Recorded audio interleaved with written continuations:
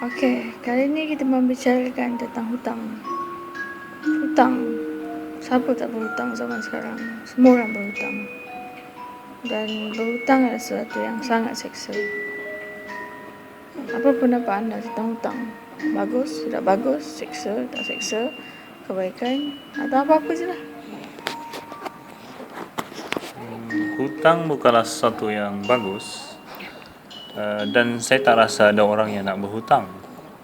Namun kebanyakan orang berhutang karena terpaksa, kebanyakan masanya lah. Walaupun mungkin terpaksa ni mungkin karena keinginan dia tak dapat melawan keinginan dirinya, ataupun dia terpaksa karena dia dah terdesak, tak ada pilihan lain. Cuma apa yang boleh dikatakan tentang berhutang pada zaman sekarang ialah cuba untuk kawal diri. Jika boleh tak berhutang, jangan berhutang. Jika berhutang, berhutang pada tahap yang paling minimum sekali. Bagaimana dengan orang dah tersangkut dengan hutang dengan teruk? Jika orang yang berhutang dan boleh bayar, tak ada masalah, itu urusan dia lah kan, dan dia tak ada masalah, dia tidak mengganggu orang lain. Tapi bagaimana orang yang berhutang sehingga mengganggu orang lain? Maksudnya dia berhutang dengan bank dan dia tak dapat bayar, ataupun dia hutang even dengan orang pun dan dia tak dapat bayar dan dia terus berhutang keliling. Dia berhutang kayaknya macam tutup lubang, buka lubang tutup lubang, macam tu. Jadi macam mana dengan orang yang macam tu? Orang yang asyik berhutang, boleh kita katakan asyik berhutang ni, adalah digalakkan untuk membuat rekod semua rekod-rekod hutang dia, menyemak hutang yang dia boleh bayar dan tidak bayar, dan bermula untuk membayar hutang yang mempunyai kadar interest yang agak tinggi. Bila dia dah habiskan kadar interest yang agak tinggi, dia akan bermula dengan hutang yang lebih rendah. Jika dia cuba membayar sikit-sikit untuk semua hutang dia akan kekal berhutang selamanya. Kerana apa? Hutang yang dengan interest tinggi itu dia akan tetap bertambah walaupun dia dah bayar sikit, interest tetap berjalan. Dan manakala hutang yang interest kecil itu pula tetap berjalan walaupun sebab dah tak dibayar langsung, sebab duit dah habiskan interest yang tinggi tadi.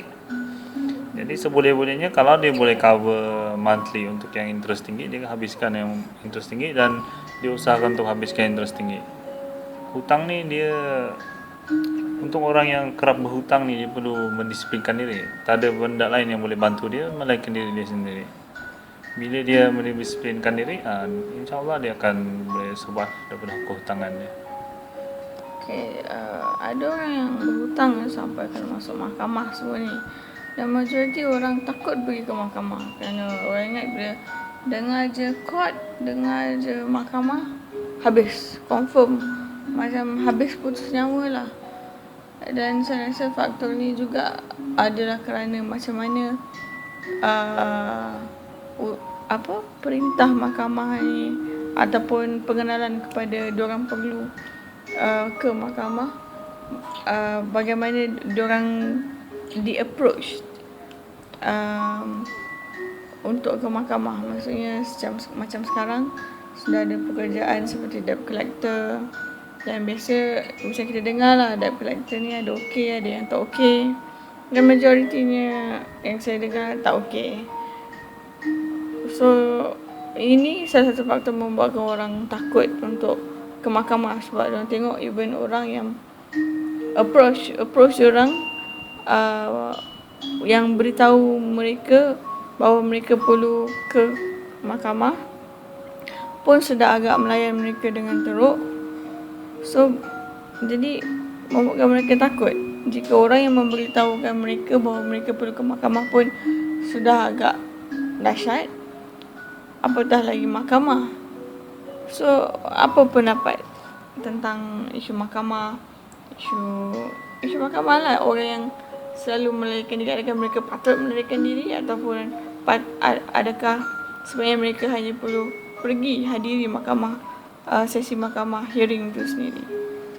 Untuk orang yang berhutang, jika mereka menerima panggilan daripada mahkamah, adalah sangat-sangat digalakkan untuk mereka pergi ke mahkamah menghadirkan diri.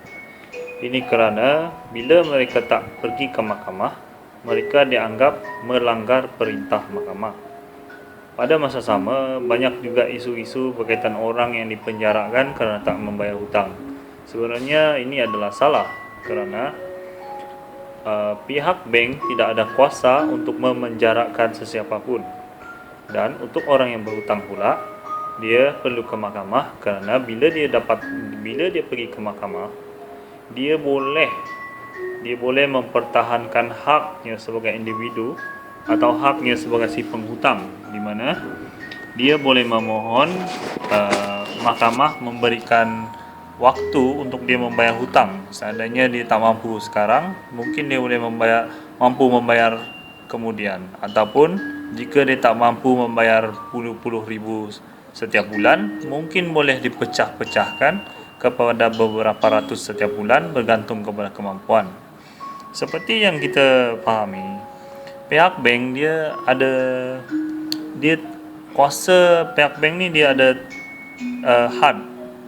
Dia tak boleh memenjarakan orang, dia tak boleh membangkrupkan orang, dia tak boleh mencederakan orang. Jadi seandainya mendapat panggilan daripada pihak bank ataupun pihak yang mengaku diri mereka bank dan mengugut untuk mengambil barang, menyita semua tu, sebenarnya semua tindakan sita barang semua ni adalah bergantung kepada mahkamah. Jika tidak ada kelulusan mahkamah, tidak ada sesiapa boleh mengambil barang kita. Jika tak ada kelulusan mahkamah, tak ada sesiapa pun yang boleh memufliskan, memenjarakan kita. Jadi sebenarnya mahkamah bukanlah musuh kepada orang yang berhutang, melainkan mahkamah mungkin sekali adalah jalan untuk mereka memudahkan isu kehutangan mereka itu sendiri.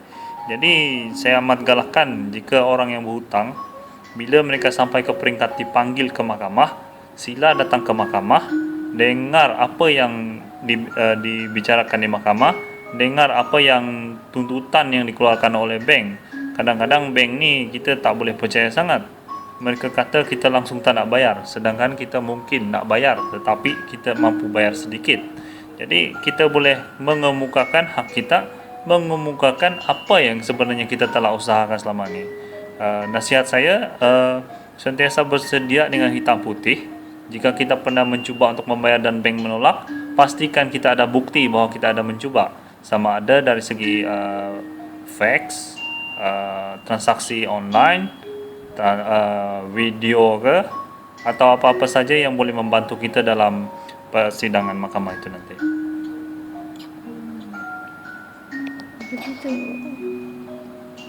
Okeylah. Dah.